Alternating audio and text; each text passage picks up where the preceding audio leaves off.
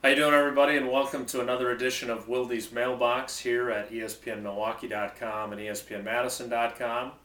If you look below me, you will see that the previous video I'm wearing the same sweatshirt, but you know I didn't do these at the same time because I actually got my hair cut. This is what happens when you have a baby. The laundry you're doing usually is much smaller and occasionally has poop in it. So, we've got two questions today. The first one comes from AJ in California, and AJ wants to know, in regards to the conversation you had with Aaron Rodgers yesterday on Green and Gold Today, that was from Wednesday, do you feel like Ted Thompson will take the approach Aaron was alluding to in cutting ties with players whose contracts may not match their performance, or do you think he'll make a couple of splashes in free agency that he may not have done otherwise with the cap restrictions?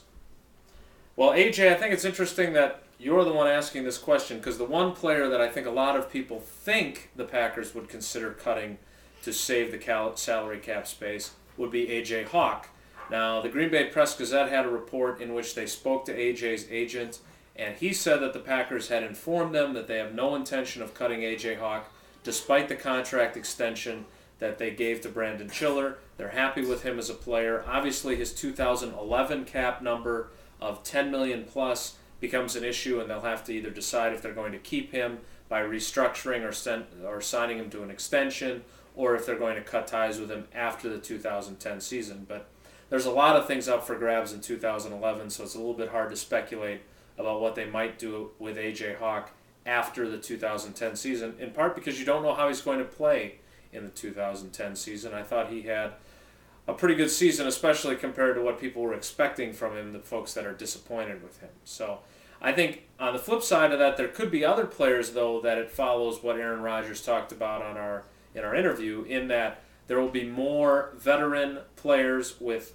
bigger salary cap numbers that are released and may be available on the free agent market that would interest Ted Thompson. But let's be honest here, Ted Thompson's type of guy is a young, rising player, and I think he's reluctant to give up draft picks to sign restricted free agents.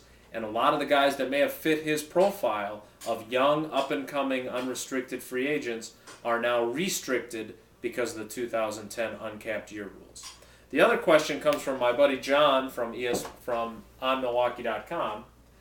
And John wants to know, what is your prediction on Campman this offseason? Does Capers truly believe he can play outside linebacker in the 3-4? Or would he rather continue to groom Brad Jones? Any chance we put the franchise tag on him while he's recovering from knee surgery? It has to scare Thompson that he could end up in the NFC North. That's a timely question, John, because if you looked on my blog today, you can see that Alex Brown of the Chicago Bears talked about how much he would like to have Aaron Campman lining up on the opposite side of him on the Bears defensive line. And of course, we've talked about this before. The Minnesota Vikings in 2005 signed Campman to a offer sheet that the Packers matched for 1 year.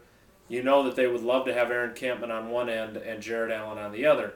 I think the Packers' best case scenario is if they've decided, and they haven't said this, they wouldn't say it publicly anyway because it would hurt their bargaining position in the trade market, but if they've decided that they are better off going with Brad Jones or drafting someone else to be that outside linebacker opposite of Clay Matthews, that they need to try and put the franchise tag on Campman and then trade him to a team other than the Vikings or the Bears, because I have to think there'll be more 4-3 teams that'll be interested in Campman as an end, despite his injury. Now, obviously, there are some big variables in Aaron Campman's future. How the Packers feel about him, how he fits the 3-4 defense, whether he feels he'll ever fit the 3-4 defense, whether the Packers use the franchise tag or not, and his injury. Remember, this would be a lot less complex had he not suffered the torn ACL on November 22nd. So there are a lot of variables going into Campman's situation. I'm very curious to see how it plays out. The Packers can place the franchise tag on him anytime now through February 25th. So we'll see how that situation plays itself out. Free agency starts March 5th. Those are our two questions for today. Remember, you can get in on the action either by emailing me your question to jwilde@espnmilwaukee.com or espnmadison.com, wherever you watch this, or you can always send the questions via Twitter if you can fit them into 140 characters or less. Thanks again for tuning in, and we'll see you next time.